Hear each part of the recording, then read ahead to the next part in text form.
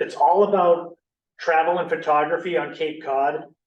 Like I said, these two books, they came out within a few months of each other. The timing was perfect because there we go. The odds of it happening were very slim. I am a 12th generation Cape Codder. My family is the Doan family that helped to settle Eastham. Deacon John Doan is my 9th great grandfather. So if you go through Eastham on Route 6, there's the Cove Burying Ground. In the middle is a monstrous monument with his name on it because they know he's buried in there somewhere. They just don't know exactly where, so they put a big stone there and said, he's in here.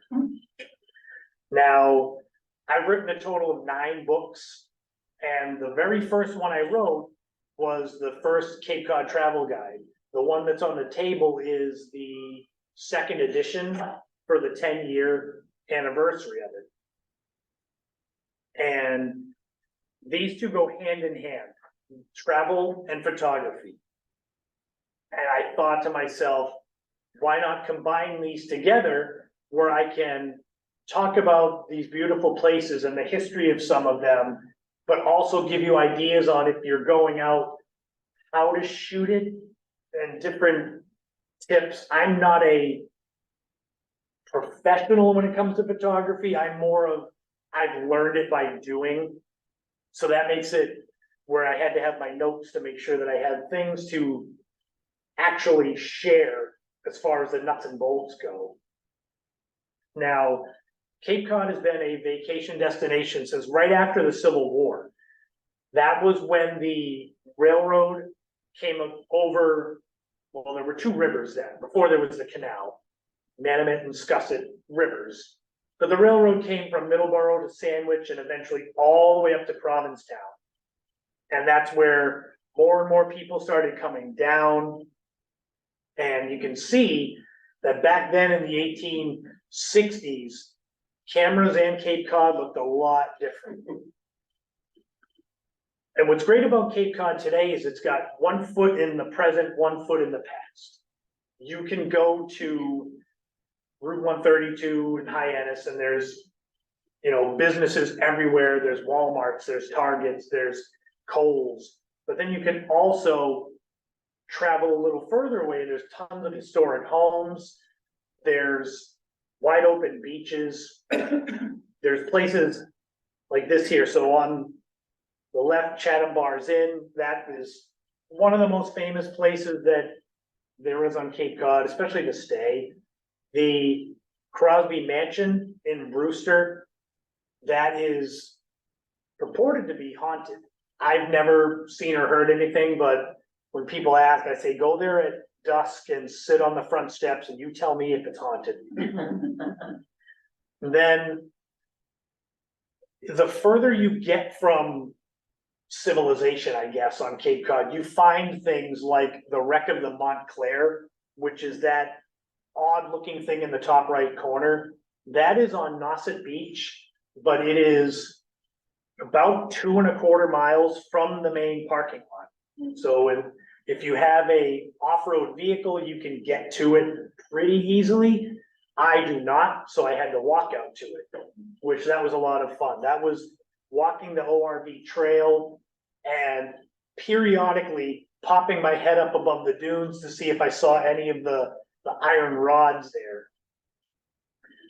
But then you go to Ocean Edge, the outer beach bar right there. It's beautiful where there's so much to see.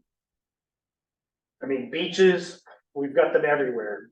500+ miles of coastline. Ballston Beach in Truro, that's a perfect spot for sunsets. Sandy Neck, there's the colony that's out there.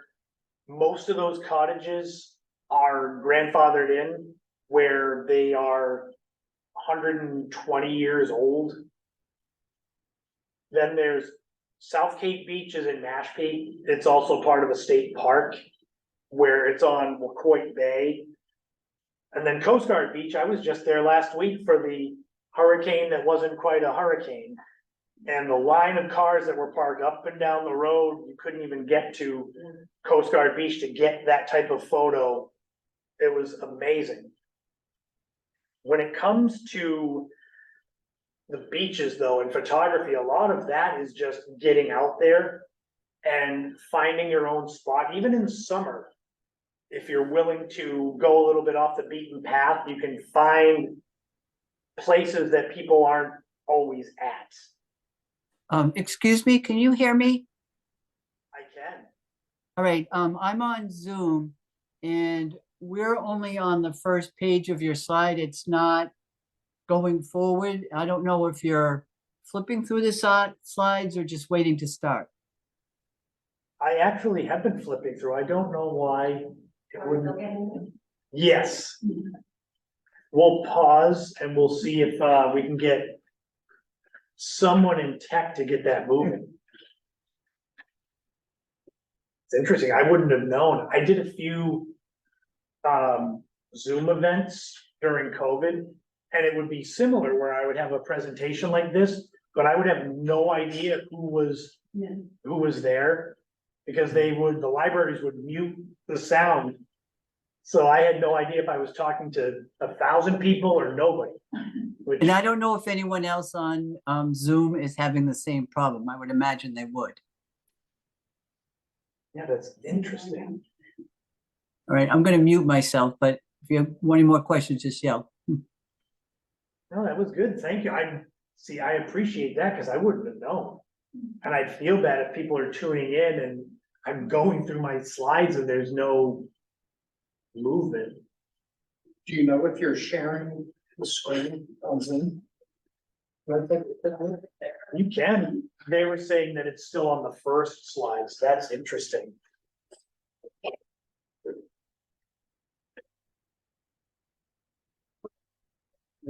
I don't think he's sharing the screen.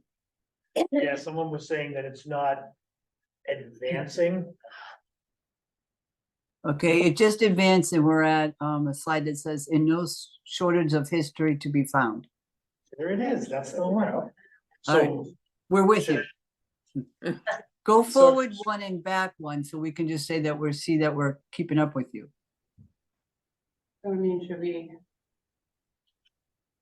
So he's sharing this screen, but maybe not necessarily the slideshow screen.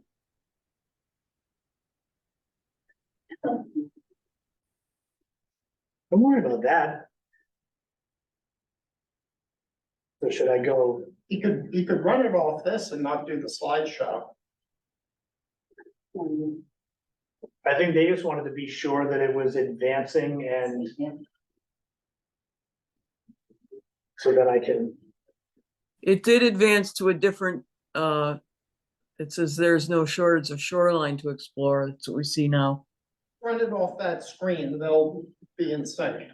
Okay, we'll go from there. Okay, so these were the beaches that I was talking about.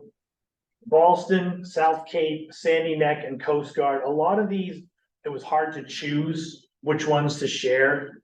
I tried to pick the corners of the Cape so that I don't want to show any favoritism. Then, okay. So as far as the history goes, again, it's the same thing where there's so much of it. In the travel guide and photography book, I try to make it where I joke I have kind of a home field advantage with Cape Cod, that I've spent so many years here and a lot of time out exploring. So places like Captain Jack's Wharf in Provincetown, more people would know about, that's where a lot of artists stayed. Tennessee Williams stayed. The Stony Brook Grist Mill, that is Cape Cod Instagram haven, where there's so many pictures of it all the time during different seasons. That's where the herring run goes past it in Brewster. CG 36500 is the rescue vessel that rescued the people from off of Chatham during the wreck of the Pendleton in 1953. And that's typically docked at Rock Harbor in Orleans, depending on the time of year. I think pretty soon Actually, maybe with the hurricane that passed, I think they may have moved it already. But then there's off the beaten path things, like the Bog House, which is in Truro. The interesting thing about this is, back a century ago, there was an actual cranberry bog located in the area behind this house. Now it's filled in, and the neat thing about this is if you can look and see, the front door is on the second floor. And the reason why is that they had built this home and didn't leave any room for harvesting the cranberries. So rather than build a shed or build something else, they decided to jack up the house and build a second floor underneath it to put area to harvest cranberries. And that's the thing is, the travel and such is all well and good, but there's a lot of places to see, a lot of places to photograph. Some of these are the more well-known locations. In Bourne Bridge, that one, that shows my love of the night photography. That was just before COVID hit. I actually bought a nice camera, a regular one, because I had gone on a road trip, a 2,100-mile road trip around the East Coast for 6 days. And I had been using a less than stellar camera that gave me a lot of trouble. And so I bought this nice camera here. And the irony was that this photography book idea came after. So luckily the photos were actually high enough quality. The knob was actually an omission from the first version of my Cape Cod travel guide. That was not intentionally, but when it was reviewed in the Boston Globe, they made it a point to say that I forgot that. So when I redid it, that was the first place I said, I've got to put in there. Because some of the places in the book are the original, are outdated, places that I thought were places to go and visit, and I'm like, well, that's not really that exciting, so let's take this place out, put something like the Knob in there. And naturally, Highland Lighthouse, I'm there all the time. It's one of the only ones on the Cape that you can go for sunrise or sunset in Truro. It's just, you're on one side or the other of the lighthouse. But when it comes to today, anybody can take photos. You can go to any Cape Cod beach and you will see dozens of people standing there with their phone in front of them, taking the same exact photo. So when it comes to photography, how do you make yours stand out? Because there's all kinds of editing software like that, Photoshop and things like that. I've never been really a nuts and bolts teacher, but I do rely on 3 things: framing, feel, and timing. Now, framing is the only thing you probably can tangibly teach. That is the layout of the scene, where things are placed in the scene. For example, Long Beach, right down the road in Centerville, it's the framing of the fence going away towards the beach. That is something that you can do anywhere. And you can practice. It's eye level, it's what's in the background, what's in the foreground. And a lot of it, it's stationary objects. You could take a picture of the table right now with books and the flowers on it and move things. I literally didn't even intend to set it up that way, but the books that are on the table are laid out in a certain way where the flowers are in the center, and the little Irish bear that represents my grandfather, he's dead center and is framed in it. It wasn't even intentional, but I'm looking at it like that's sort of what I mean. But that's a huge way that you can make your photo stand out differently, is just by moving around and framing the object. Now, feel, that's not quantifiable. Sometimes a certain place or moment speaks to you. And I say it, sometimes it does, it just speaks to me. I'll be driving and I will see something, and I'm notorious for pulling over and jumping out with my phone or my camera. Cause that's how you get these moments like that. This sunrise was on New Year's Day. That's looking over Bass River, looking towards West Dennis Beach. If you're familiar with Yarmouth, is the Judah Baker Windmill. And that you can't see. I've got that out of the, I didn't want to distract people's eyes from these colors. But I don't know how these things speak to me or speak to anyone. Sometimes it's just like, you better take that photo or you're gonna be sad that you didn't. And then timing, I mean, timing is everything. These all go hand in hand. This photo here of the hawk in the updraft, that was timing. I was right next to Nobska Lighthouse in Falmouth. It's up on a hill and it overlooks Martha's Vineyard. Down the rocky outcropping is where the wind kind of comes up, and this hawk was just hovering right above the road looking for a meal. And I was lucky enough that it's not like a seagull where if you stand under, you're kind of taking your life in your own hands. But I was just underneath and I framed it and got this photo that I'll probably never get one like that again. But in order to get it, you've got to actually go out and do it. And I get lots of people that comment on specific photos, mostly sunrises and sunsets, about how I get them. And I always say I'm more lucky than good, because if I am out going to a store or going to a friend's house, I just happen to have my phone or my camera, and something might just be there. But obviously, if you've got other responsibilities, it's easy for me to say, just take your camera and go. With me, I'm lucky that I don't have much in the way of other obligations. But you won't get perfect timing unless you're out, and then sometimes it's just luck. The great thing is that you can practice a lot of this. So Cape Cod lends itself to all 4 seasons worth of visiting and shooting. And that's what's great, is you can come down to the Cape any time of year. Some are better than others. I mean, winter is not always the best for driving, but then you can capture things like Seagull Beach there in West Yarmouth, where it's just the fence leading out to the beach, coated in snow. Now, granted, I wouldn't recommend taking that specific photo because I stood up on a railing and you can see there was snow. So I'm one of those that the camera almost is like a movie screen, where I don't realize, like I don't think about the consequences of what I could be doing. We're standing up on that railing, I easily could have slipped.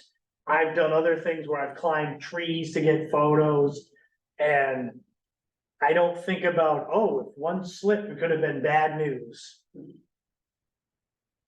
But springtime, St. Mary's Church in Barnstable, right on Route 6A. I'm there usually spring, summer, fall. There are certain areas that you practice your photography by shooting the same place in all 4 seasons.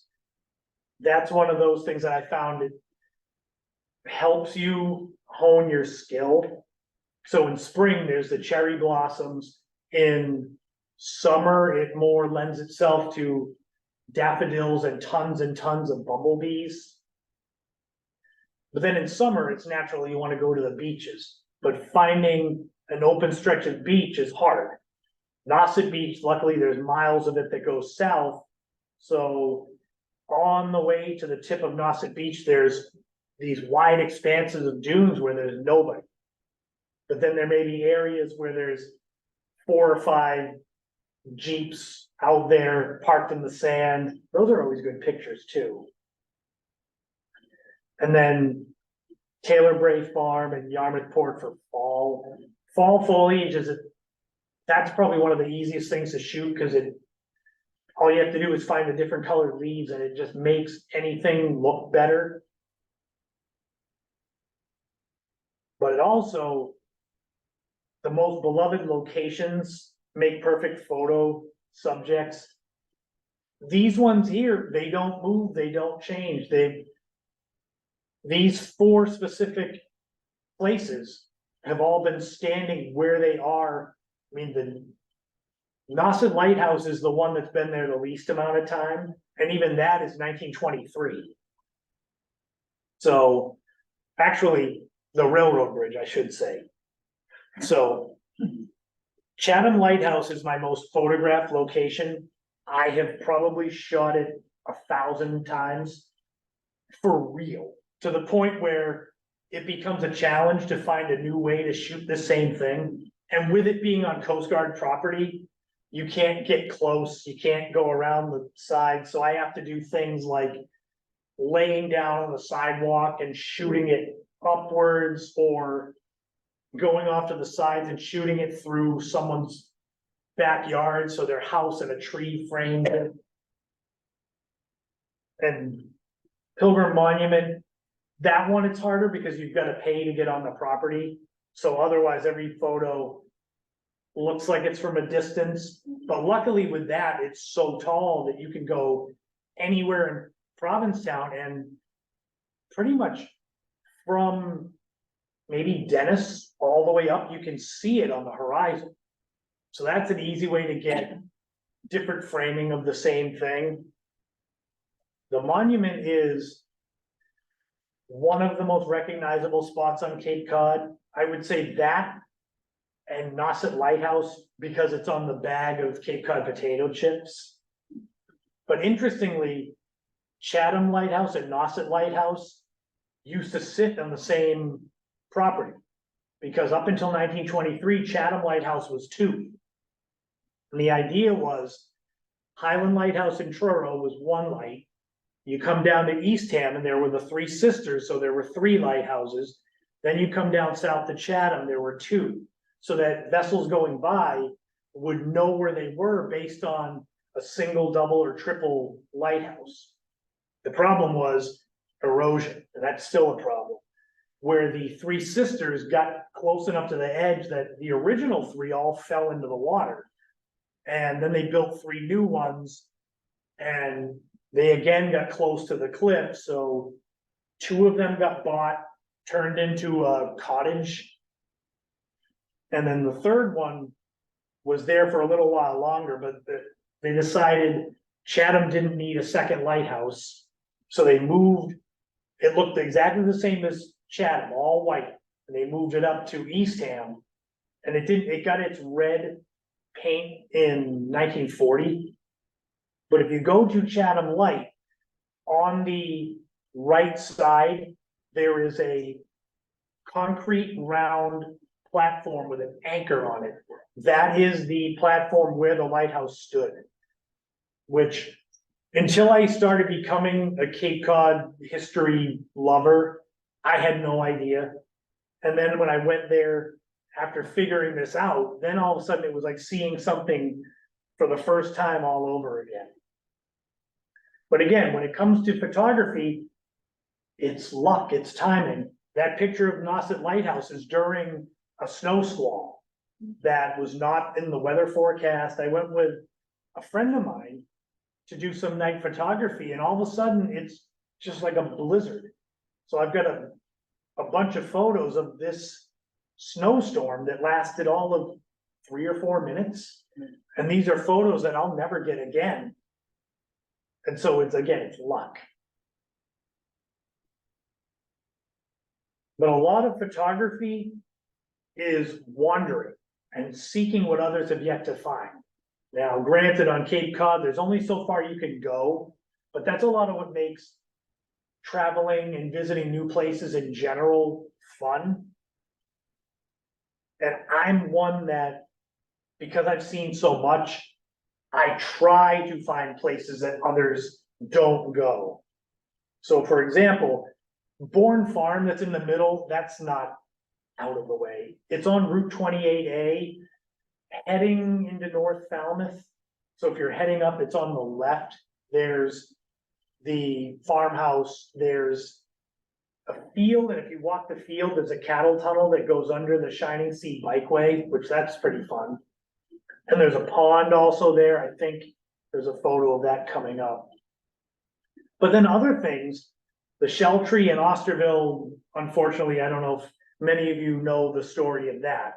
We're on Long Beach. If you walked about a mile out, so Long Beach and Craigville Beach, it's the same beach. I don't know where one ends and the other begins. But there used to be this large tree, driftwood, that was adorned with dozens and dozens of shells that people would paint, tie to it. It was this offbeat kind of attraction that you'd have to walk out to see. And unfortunately, a few years ago, whoever owns the property went out and cut the tree down. Which, I mean, I'll keep it very PG about what I thought of those people. But the best part is that in cutting down that tree, they have now made it where I think there's 4 different shell trees out there. Where instead of people saying, oh, well, we'll give up, they've all gone out and there's shells everywhere on trees. So if you walk out on Long Beach, the further you get out there towards where it's East Bay and Dowses Beach, like that's where Long Beach ends. And then you look across and there's Dowses Beach, but there's a lot of shell trees, which makes me laugh. But then the Long Point Cross, you have to really want to go out to see that. Long Point Lighthouse in Provincetown, it's 2.5 miles to walk. You've got to go to the end of Commercial Street. There's the little rotary, there's the West End breakwater that leads you across to what is then Long Point. And then you've got to walk the beach all the way to the lighthouse. And then right next to it is this kind of flag cross memorial. So it's named for a man named Charles Darby, who was killed in World War II. He was a painter that had moved to Provincetown in the late 20s. Interestingly, that cross used to be in the middle of town, and people were defacing it, trying to take bits and pieces from it. So in the, I believe it was early 60s, they decided to take this and put it somewhere where people couldn't do anything to it. And it's very far out there. But again, this is, you need to really either know about it or want to go explore, because I wouldn't recommend that walk for most. It's very tiring. And then there's other places that I joke that I find so others don't have to go find, like Cape Cod's loneliest grave, the grave of a man named Thomas Ridley. The story behind that is he had smallpox in the 1770s. He lived in Provincetown, and that disease was so contagious that when he died from it, they took him and buried him so far from town. This grave is at least a half mile deep in the woods behind Montano's restaurant in Truro, which is right on Route 6. So there's this big Italian restaurant, and what you have to do is park in the parking lot and just start walking through the woods. There's very little in the way of, I guess, things to give you clues as to where it was. There's a man named Eric Williams that does a bunch of videos called Cape Cast. He's the one that put the bug in my ear about this, because he went out to it, but he didn't show you how to get to it, which I took as a challenge. And so the first time I went was 2011, no GPS, no anything like that. Finding that stone, which is only a little bit bigger than one of those books over there. So a foot to maybe 18 inches tall in the woods. It took me 7 hours of walking during 2 different trips. So I went the first time and walked for a good 3 hours, just a grid across the woods. Gave up because I was getting delirious from thirst. I went back the next time and I brought Gatorade and I brought, snacks. I said, I'm not leaving until I find this grave. And it took me another 4 hours and I did find it. But I shot a video and shared it on YouTube. Then what I did, the smart thing I did was drop a little pin on my Google Maps on my phone. So now if I go out there, it's as easy as plugging in an address in your car. But photography, so much of it is trial and error and just learning. That's how I figured things out. I took a class in photography in high school, back when there was still film and dark rooms. I learned things like that that are unfortunately irrelevant now, but a lot of these things, you just go, and the long exposure stuff is probably the easiest and the hardest, because you have to, mostly those are night photography shots. So like Nobska Lighthouse here at Christmas time, when I do night photography, it's when the sunset is earlier. So I don't have to wait until 11:30 at night to get total darkness. But a lot of that is you find an object that you can focus on and just choose different times for your shutter. 1 second, 3 seconds, 5 seconds. This is 30 seconds, which lit up the whole keeper's house. Depth of field is another thing where it's like a layer. I got lucky here at the herring run because the seagulls were waiting for their next meal. So they were all on the fence. And I got the one at the front in focus and the other one behind it, so you can feel like you're standing there, like the seagull's near you, but you see behind it the different fence posts. That's something you can do a depth of field with these chairs in this room, where you take a picture of one with the others going behind it.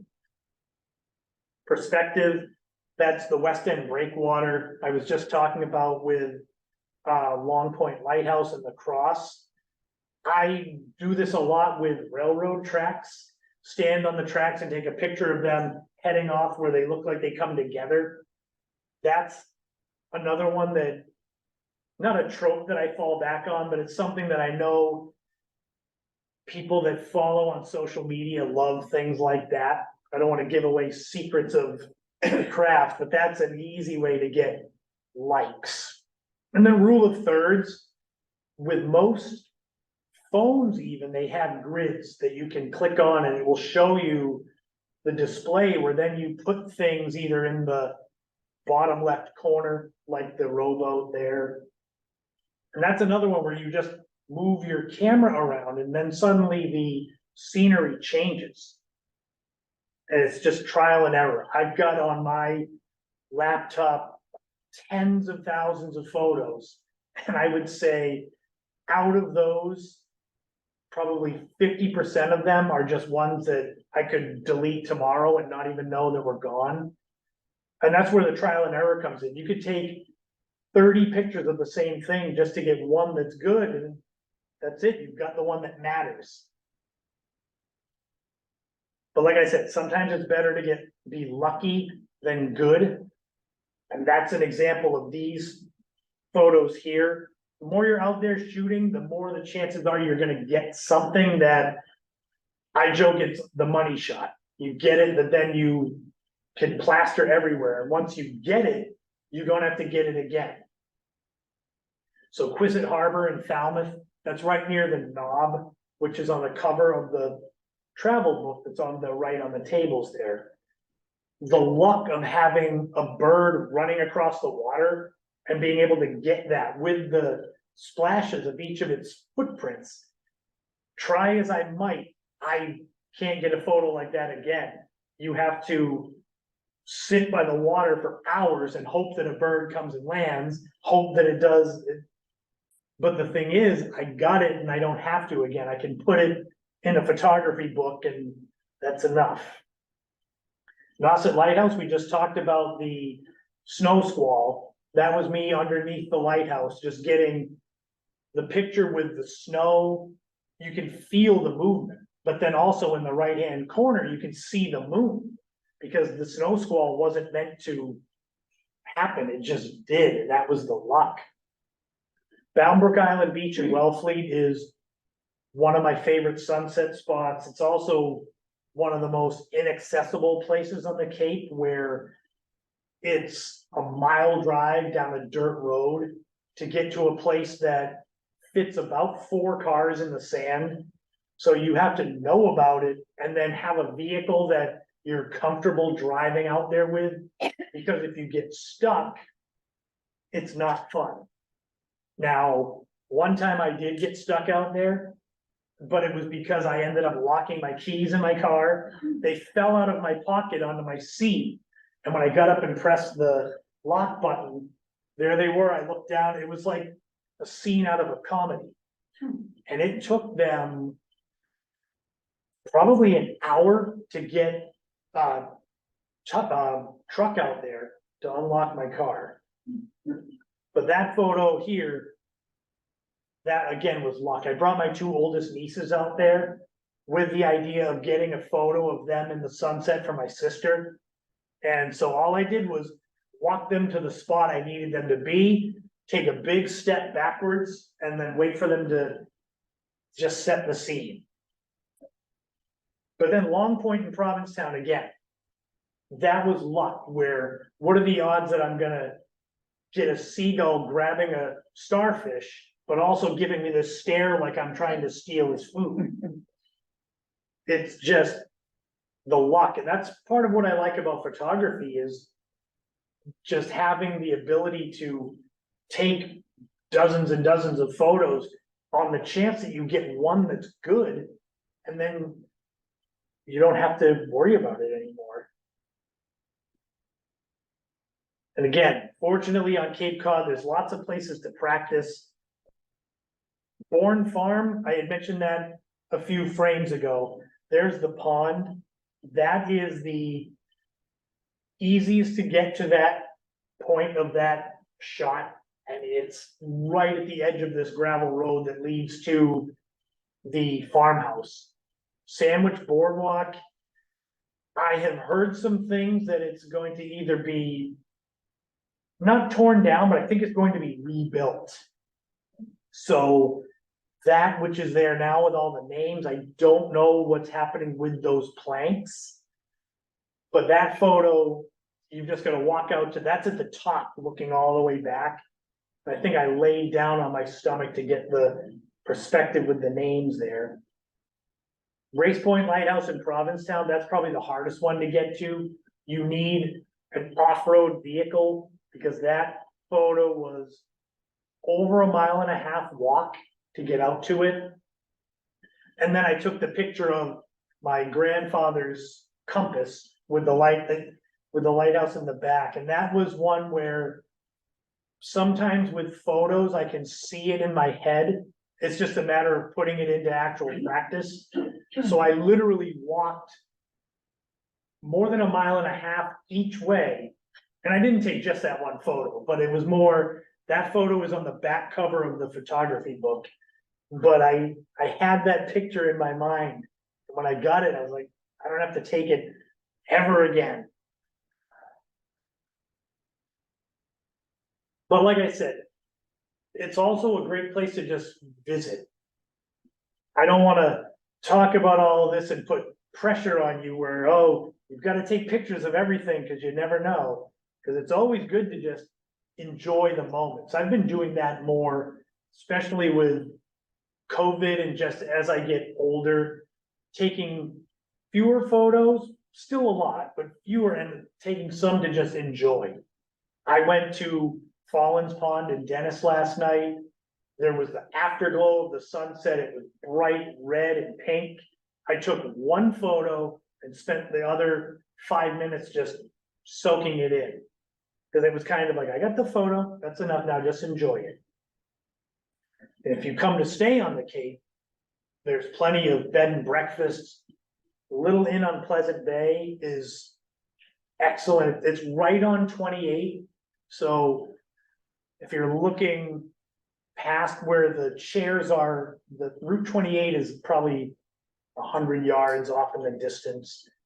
Captain David Kelly House, that's right down the street here.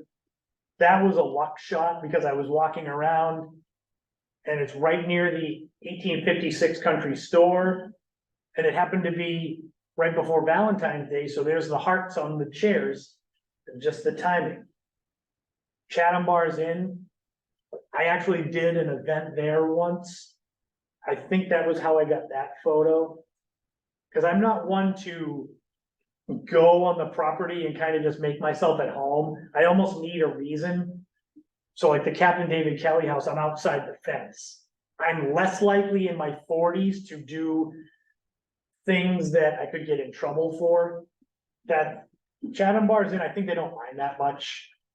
But the Inn on Pleasant Bay, I actually stayed there. So that's how I got that photo. And for me, I grew up here. I make the joke that I spent my twenties moving away from here, and here I am now in my forties, I'm back, I say it's sort of like a mob family, where you try to get out, but they bring you back in. And my two oldest nieces that are now, one's about to graduate college and the other one is already graduated, all they talk about is, oh, I can't wait to move away, and like, I said the same thing, and here I am. And what's great is, the longer I'm here, the more I appreciate the change, because you've got to change and adapt, but I like seeing things that I remember from childhood that are still there. Chatham Light, that never changes. Like I said, I've taken so many photos of that I've probably got hundreds that look just like that. And people would say, why do you shoot the same thing? And I don't know. I just like it. Main Street in Centerville, that's the David Kelly house that I just showed is probably just to the left of this photo. And then the rail trail. That's where I'm found quite a bit out there. That's near where it used to end in Wellfleet. They are extending it. They've extended it probably a mile past LeCount Hollow Road. They're trying to eventually get it to where the bike trails will all connect around the Cape. And for me, I pride myself on the fact that I have walked every square inch of all the bike trails. So when they add little bits, I have to go walk it. So for example, in West Yarmouth, Higgins Kroll Road is where the trail ends. It just stops. It goes through the Bayberry Hills Golf Course and stops. They are now extending it to where it will go all down Higgins Kroll Road to Forest Road. But they're also expanding it to where you're going to end up being able to go right into Hyannis and go to the mall on the bike trail, back through Independence Park. So I had to go down there and walk that extra 500 feet of bike trail so I can keep up my streak. But I love being able to share where I live with people that aren't from here or used to be from here or are curious about it. Because I say on my podcast, Cape Cod's a vacation destination. And when you see in summer, you know that it's true. You can even look now, there's license plates from everywhere because the shoulder seasons tend to get longer and longer. When I was a kid, it was Columbus Day, everything closed down. Now it's more towards middle of November, which is all well and good. For me, I am a connoisseur of fine sunsets. That is, if I could only take a picture of one thing, it would be sunsets, I mean, in different areas, but there's no shortage of places to go. I actually did an event at Sturgis Library a few weeks ago, and it was a little bit before sunset when I was finishing up. And I had people kind of put me on the spot, like, okay, from where we are now, where can we go shoot the sunset? And I was not stumped. I said, you go down to Millway Beach, shoot from there, Sandy Neck is good. My rule of thumb is if it's winter, go to the south side. If it's summer, go to the north side. If you're on the outer Cape, it doesn't matter. You can just go to the bay side all year round. But these here were my three that I go to the most. The canal, naturally, because you get shots of the sun going down. The railroad bridge is the best. It's like a football going through the uprights. You can get it depending on the time of year. Bass Hole and Yarmouth Port, also known as Gray's Beach. You go there, depending on the time of year, the sun either sets like this, where it's kind of in the middle of the boardwalk, but there is a time of year that it sets directly in line with the boardwalk. So you can get a perspective shot of the boardwalk going away and the sun, just a big ball. I actually have a photo, which I couldn't find for the presentation, but it's a perspective shot with the sun, and there's a little girl that was running towards me. And I had to kind of click the photo and jump out of the way because she was 4 or 5, and I said, she's not gonna stop, she'll run me over. And then there's Rock Harbor in Orleans, which was the first place I ever went to that the people applaud the sunset after it's done. And the first time I went there, I couldn't figure out what was happening. I thought maybe someone had played a song and I didn't hear it. But when it sets, they all applaud, and it's a lot of fun. But yes, thank you all for coming. Thank you to those that are listening on Zoom. Thank you to those that will check it out on YouTube later. These places, there are so many, and I wanted to make sure the presentation was concise, because when I thought of places I wanted to share and photos of those places, I had dozens and dozens. I said, oh boy, I can't make it that long. Because already the Lady of the Dunes book presentation I have is 40 slides. This one, I believe, is 20. So I try to make it as concise as I can. And luckily I've been doing enough of these talks where I never was a public speaker when I was younger. I dreaded getting up in front of classes to talk.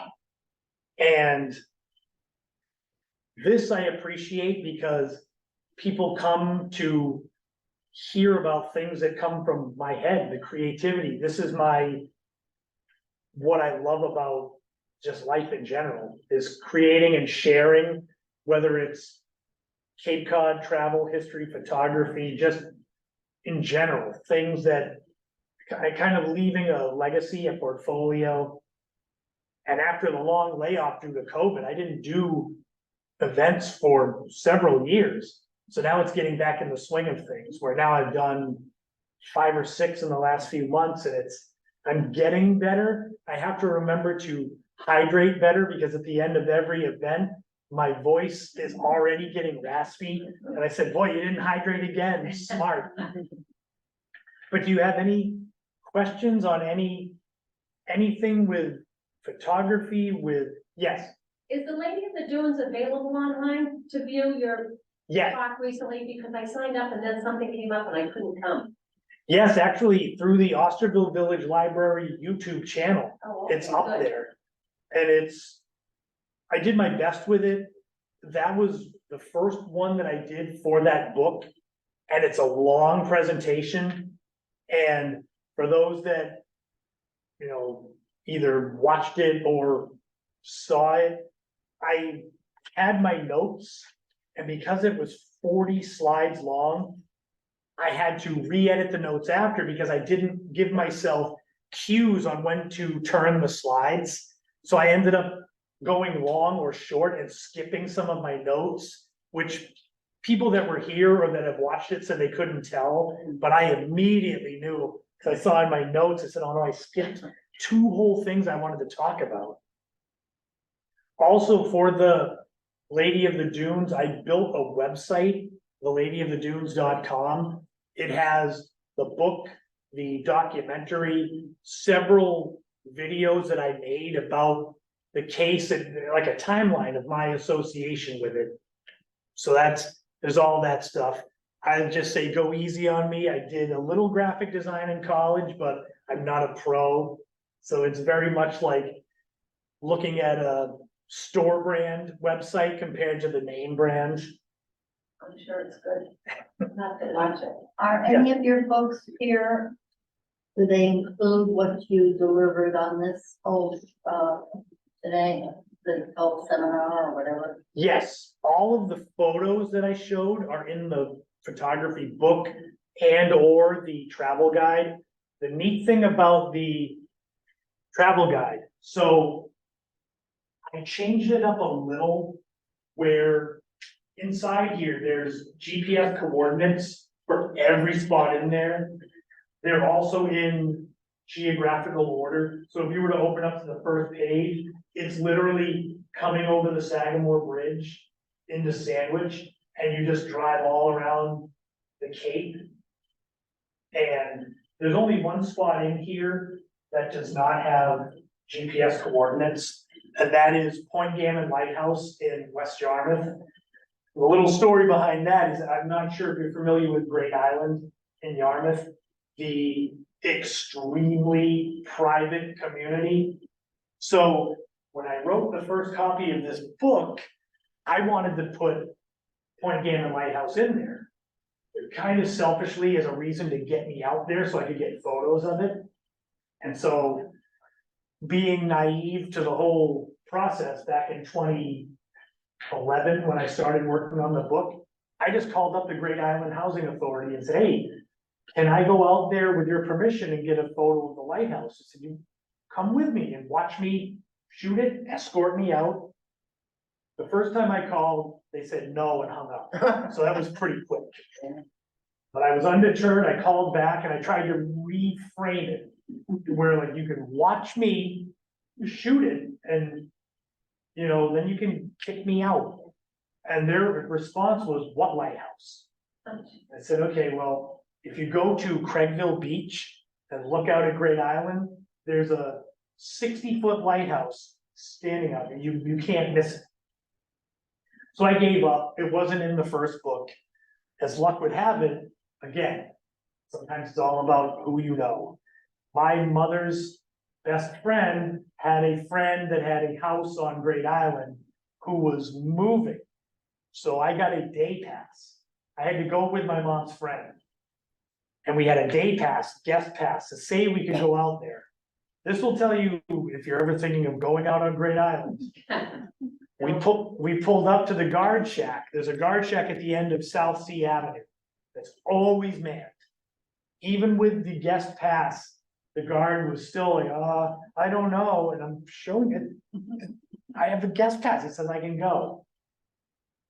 The guard said, okay, you've got 10 minutes, which clock is ticking. So you pass that guard shack, another couple 100 yards, there's another guard shack. Just in case you slipped by the first one. Luckily in the off season, because this was February, it was unmanned. But if you happen to get past that one, another few 100 yards, there is a chain link fence with a keypad that you have to type in a certain code to get it to open. Luckily, again, it was winter, so it was wide open. That's 3 layers. And if you happen to get past all of that, there is someone who lives out on Great Island whose only job is to look for cars that don't look like they belong. And the guard actually said, lucky for you, someone that lives out there has a similar SUV. So they didn't know. So- if you go, so South Sea Avenue in West Yarmouth, you're going down towards Seagull Beach. So Seagull Beach is on the left. The road goes all the way to the end and it stops. There's a picket fence, a guard shack, and a big stop sign. So if you drive straight, you'll get to the entrance to it. They won't let you go by. But I was able to go out there and in a mad dash with my phone and my camera, I took 24 photos in the span of 3 minutes of this lighthouse. And the one really great one that I got, I put in this book. And when they came to me and said, we think it's time to do a second edition of this, I said, oh, absolutely. And the main reason, I laugh about it, but the main reason that I did it was so that I could put that photo. Bless you. It is literally right there. Point Gammon, like, if you go to, so Craigville Beach, you can see it. And that, it was always curiosity of what is that? And Oh, wow. this photo is my favorite photo I've ever taken in my life. because, and if anyone from Great Island watches or hears this on Zoom, it's because it didn't let me out. And now it's in the book. But the funny thing is, there is no GPS coordinates to it, because as hard as it was for me to get out there, I did not want to send anyone where they said, oh, this book said we could go out there. And Did you so, take it like 10 minutes? yes, I had 10 minutes and I was back. Who owns the lighthouse? Is it the government or the? So the island itself is owned mostly by the Chase family. It used to be public. Way back 100 years ago, there was a hotel that's in that book, Aberdeen Hall. And there was a public place, you could walk out to it. And there was the Cape Cod's first airfield was out there. But then when Aberdeen Hall burned down, they were like, okay, no reason to let people out here anymore. So it's still mostly owned by them. I think some of the rest is owned by other very, very rich people. But that's the idea. It's even more off limits than Oyster Harbor's in here. I was just going to ask you that. But that is, when it came time to redo this, I immediately went, oh, I'm putting that photo in there. Don't lose it. No, it's on my phone still, from when I took it in 2016. So, yes, So I noticed on the photo of the seagull with the starfish, it's very narrow depth of field. And I also noticed the seagull's in focus, but the wave is not. Do you use autofocus or manual? Did you just luck out if the seagull was in focus? it's auto. So it's got, I didn't bring my actual camera, but if you press the button, so I have a Canon Rebel EOS T7. Yep, you lock the focus. Yeah, if you press it halfway down, there's little focus dots, red dots. So if I wanted to shoot the table, but have the flowers in focus but not the books, you can move your camera so that the focus dot will show that. Manual, it's hit or miss. I've done it. Too hard. I've done it before where I've messed up every photo I've taken. I said, I'm not a pro. I shouldn't pretend to be a pro. The book is dedicated to my high school photography teacher, Mr. Murphy, and one of my oldest friends, Steve, who he's a pro. I learned basically everything I know from them, and I never pretend to be a professional. I just happen to have lots of other books that allowed me to then kind of branch off. Cause I started with just the travel books, and then I branched into the history ones of Cape Cod. And the Lady of the Dunes one was pure luck. Frank Durant, the producer of the documentary, cold called me. Cause he found me through a Google search of Cape Cod authors. He was like, do you wanna talk about the Lady of the Dunes? And I said, I don't know much about it, but So changing subjects to that point, do you think the husband did it? Do you think they got Yes. the right guy? the thing is though, and I have been saying this basically since they identified her, because as soon as you see the husband, you're like, oh yeah, he looks like he's from The Sopranos. And he was an antiques dealer. And that's what he was doing here. He had connections to Provincetown through his father, who owned a lot of real estate there. So even if, I think he was involved and then had help getting her out into the dunes. And that's based on conversations that were had with longtime Provincetown residents that were around that have knowledge of the case, that they named names. I couldn't put full names in the book because a few of them are still alive and I'm not that crazy. But there are things where the Lady of the Dunes book, it's been like living a movie. Where serial killer letters I have in my possession and things like that. But yeah, this was great because I was here 6 weeks ago doing the Lady of the Dunes book. And then I come back to do the other two and I was telling people, I said, this one's a lot more lighthearted than the one I did before. It's very dark. And it's fitting. The weather was great. For the Lady of the Dunes one, it was heavy rain. It's that fits. Yeah. Sign. Yeah, thank you all for coming and